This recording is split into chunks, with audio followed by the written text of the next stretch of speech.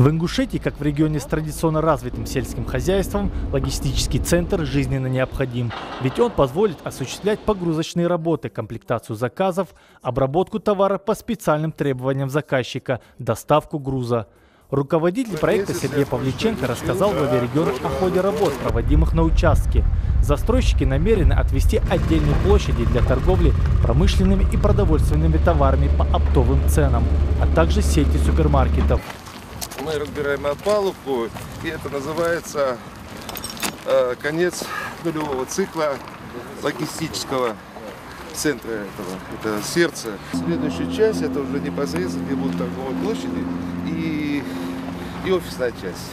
Продукты здесь будут храниться на складе с возможностью поддержания 4 различных температурных режимов, а современные холодильные устройства позволят полностью сохранить полученный урожай.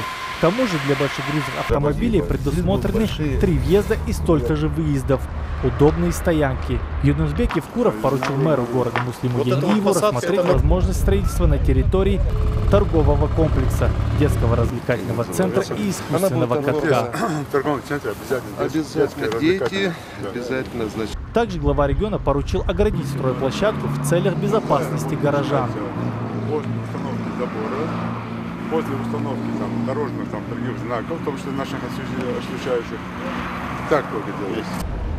Также в ходе инспекционной поездки руководитель региона проверил темпы строительства жилья для вынужденных переселенцев из Чеченской Республики. Власти Ингушетии намерены до конца текущего года ввести в эксплуатацию 6 домов.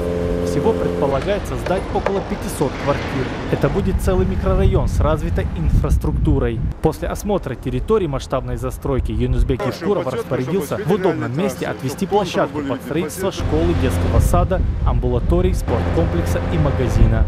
По садику, по школе, что это? Ну, сейчас они подбирают проект. Проект уже 20 вариантов. Вот здесь школа, тоже типовая школа на 1000 мест и садик на 500 мест. Руководитель субъекта также подчеркнул необходимость в обязательном порядке предусмотреть архитектурное освещение фасадов многоквартирных домов. Хусен Гагиев, Юсуп Ханиев, Юнус Сычоев, Новости 24.